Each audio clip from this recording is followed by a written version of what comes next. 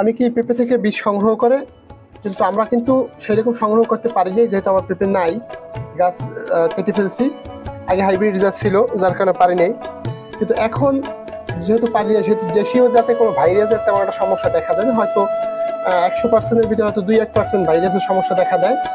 সেক্ষেত্রে আমরা এখন লাল তীরের একটা দেশি একটা জাত বিক্রম পেঁপে, সেই পেঁপেটা আমরা করার চেষ্টা করব। দেখবো এই জাতটার ফলন কেমন আসে এবং এই জাতটা সম্পর্কে আমি জানার চেষ্টা করবো। অবশ্যই আমাদের ডেসক্রিপশনে আপনাদের দেবো। আপনার সম্পূর্ণ ভিডিওটা আমাদের ধৈর্য সহকারে দেখার চেষ্টা করবেন। দর্শক, একটা জিনিস, আপনি যখন এই চারাটা চাষ করবেন, এটা কিভাবে প্রসেস করবেন, কিভাবে জার্মিনেশন করবেন, কিভাবে এর মাটি প্রস্তুত করবেন, একেবারে A to Z আমরা চারা লাগানো পর্যন্ত আমরা সেই ভিডিওটা আপনাদেরকে দেওয়ার চেষ্টা করব। অবশ্যই দর্শক ভালোভাবে দেখার চেষ্টা করুন। আমরা এখন এই বীজটাকে নিয়েছি। অবশ্য যদি দেশি জাত হয় বা হাইব্রিড কোনো জাতের বীজ আপনারা করার চেষ্টা করেন, অবশ্যই আপনার ছত্রাকনাশক দিয়ে এই পানিটা যখন দেবেন, তখন এই যে পেঁপের বীজটা যে আমরা সংগ্রহ করলাম, কালেক্ট করলাম, এই বীজটাকে আমরা অবশ্যই ছত্রাকনাশকের পানি দিয়ে, এই পানি থেকে ছত্রাকনাশক আমি দিয়ে দিয়েছি অলরেডি। বিভিন্ন সময় বিভিন্ন রকম ছত্রাকনাশক পাওয়া যায়, সেই ছত্রাকনাশকের ভিতরে ভিজাইয়ে তারপরে এই পানিটা কিন্তু আপনারা এই পেঁপের বীজটাকে আপনারা পানির ভিতরে রাখবেন। যেহেতু পেঁপের বীজের এই খোসা যেগুলো, মানে উপরে যে কালো যে অংশটা, কালো অংশটা অনেক মোটা হয়, সেই জন্য আপনারা 24 ঘন্টা ভিজাই রাখবেন। অনেকে করে কি 12 ঘন্টা ভিজাবেন না, 24 ঘন্টা ভিজাইবেন। আজকের ভিজাইছেন, কালকের এই টাইমে পানিটা ঝরার চেষ্টা করবেন। পানিটা ফেলে দিয়ে চারাটাকে আপনার পরবর্তী প্রসেসটা কি আমরা আপনাদেরকে দেখাবো। আজকে আমরা 24 ঘন্টা পরে আবার আমরা আপনাদের সাথে দেখা করার চেষ্টা করবো। অবশ্যই পানিটা ভিজাই রাখবেন। আমরা 2 প্যাকেট বীজ নিলাম, নেওয়ার পরে আপনাদেরকে দেখাবো কিভাবে এটাকে আমরা সামনে প্রসেস করি, এবং পানিতে যেন ভিজে যায় সেদিকে খেয়াল রাখবেন ভালোভাবে। চারাটা বীজটা যত আপনার বীজতলা ভালো হবে, যত বীজের প্রসেস ভালো হবে, তত আপনার ফলন ভালো হবে, চারা ভালো হবে। দর্শক, আমরা গতকালকের এই যে পেঁপের বীজ ভিজাইছিলাম আমরা, সেই বীজটা এখন আপনাদেরকে আমি দেখাবো কিভাবে আমরা এটাকে প্রসেস করতেছি এবং কিভাবে জার্মিনেশন করতেছি। আমরা এই ভিজানো বীজগুলো আমরা গ্লাসের ভিতরে দেবো। ভিজাবার পরে দেখা গেছে অনেক সময় পানি থাকে এর ভিতরে, আপনারা শুকনো কাপড় দিয়ে অথবা দেখরা যাই বলেন, সেই কাপড় দিয়ে ভালোভাবে আটিতে ডলা দিয়ে নেবে, ডলা না, বেশি হালকাভাবে আলতোভাবে চাপ দিয়ে নেবে যাতে পানিটা শুকিয়ে যায়। এখন আমরা কিন্তু সমস্ত পানি বীজগুলো একটা গ্লাসের ভিতরে দিয়ে দিছি।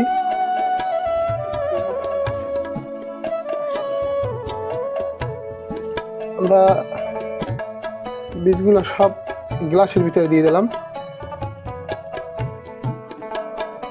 যদি একটু বেশি লাগতেছে, যার কারণে আমরা 2টা গ্লাস করব, যাতে বেশি একটা না আসে। এ জায়গা আটি আছে মিনিমাম 200।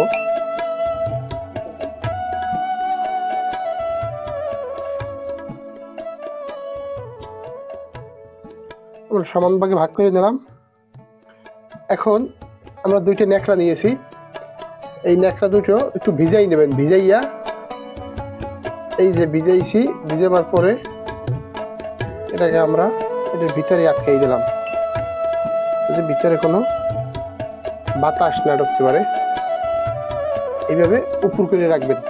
এটাও কিন্তু আমরা সেই একইভাবে আটকাই দিলাম। এই যে ভিতরে কিন্তু এখন বীজগুলো এইভাবে রেখে দেব। অবশ্যই কাঁচা গ্লাস ব্যবহার করবেন, যাতে আমরা দেখতে পারি এখান থেকে যখন গছ দেবে, এই যে বীজগুলো আটির যখন গছগুলো আসবে, এখান থেকে দেখবেন সাদা সাদা ফেটে গেছে, বা অথবা এই বীজগুলো মুখগুলো ফেটে হা করে আছে বা গছ দেবে, তখন কিন্তু আমরা এটাকে আবার বের করে আমরা পরবর্তীতে যে চারা করার জন্য যে মাটি অথবা পলি ব্যাগের ভিতরে যেভাবে করি, সেভাবে আবার আপনাদেরকে পরবর্তী ভিডিওতে দেখাবো। দর্শক, আপনাদের কিন্তু 4-5 দিন আগে আমরা পেঁপের বীজ কীভাবে জার্মিনেশন করা হয় সে সম্পর্কে আপনাদেরকে দেখাইছি। এখন আমরা আজকে দেখাবো যে চারাটা কিভাবে করা হয় এবং কিভাবে রোপণ করা হয় এবং প্যাকেটিং করা হয় কিভাবে। আপনারা দেখতে পাচ্ছেন যে চারাগুলো কিন্তু আমাদের একেবারে সম্পূর্ণ কিন্তু চারা কিন্তু গছ দিয়ে আসছে, দেখছেন? এই যে আমরা কিন্তু দেখাইতেছি, এই যে গছ আসছে, আমরা কিন্তু এখানে চারাটা লাগাবো। কিভাবে প্যাকেটিং করতে হয় এই যে দর্শক আপনাদেরকে আমি দেখাচ্ছি। আমরা কিন্তু অর্ধেক পরিমাণ কিন্তু জৈব সার নিছি, একটা সম্পূর্ণ এটা জৈব সার, আর অর্ধেক নিছি বেলে দোআঁশ মাটি। মাটিটা একটু গুঁড়ি করে নিছি পাউডারের সাইড টাইপের। এখন কিন্তু আমরা এই দুইটা মাটি একাত্র করবো, মাটি এবং বেলে দোআঁশ মাটি এবং জৈব সার দুটোই আমরা একত্র করলাম।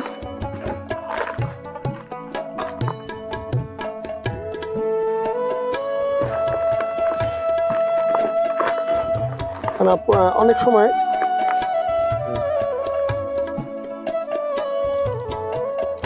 দর্শক আমরা এই যে প্যাকেটগুলো কিনে আনছি বাজার থেকে, এই প্যাকেটগুলোর ভিতরে মাটিটা ভিতরে ভরবো। এই যে দর্শক মাটিটা খুব ভালোভাবে ভরার চেষ্টা করবে যেন ফাঁক না থাকে। আমাদের টার্গেট 400 চারা করার, যেহেতু আমার নিজের মাছের ঘেরের পাড়ে লাগাবো আমি। চারার যে বর্তমান যে বাজার মূল্য তাতে অনেক টাকা দাম আসে, যার কারণে আমি নিজেই চারা উৎপাদন করি, যদি আমি নিজে বিক্রি করি না। এই যে দর্শক আমরা এই ট্রেগুলো নিয়েছি, এই যে আমি মুরগি খামারে মুরগির বাচ্চা আনি, সেই বাচ্চার যে খাঁচাগুলো এখানে কিন্তু এইভাবে রাখছি। এইভাবে করে চারাগুলো আমরা একটা একটা করে এইভাবে সাজাই নেব। নেওয়ার পর এই যে একটা বীজ ঠিক এইখানটাতে রাখবো, এই বাস। এরপরে এই মাটিটা দিয়ে দিলাম ভিতরে, বাস এতটুকুতেই যথেষ্ট, আর কিন্তু কোনো কিছু প্রয়োজন নেই। তো দর্শক কিছুদিন আগে বেগুনের একটা বীজ করছি কিভাবে, আপনারা বেগুনের বীজটা আমি আপনাদেরকে দেখাবো।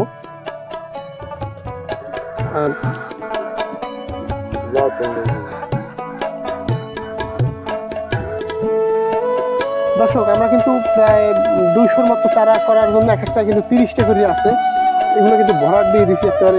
চারাও আমরা গতকালকে দিয়ে দিছি, এখন এই কটা বাকি আছে, এই কটা ভরাট দিলে পরে আমাদের চারা লাগানো শেষ হয়ে যাবে।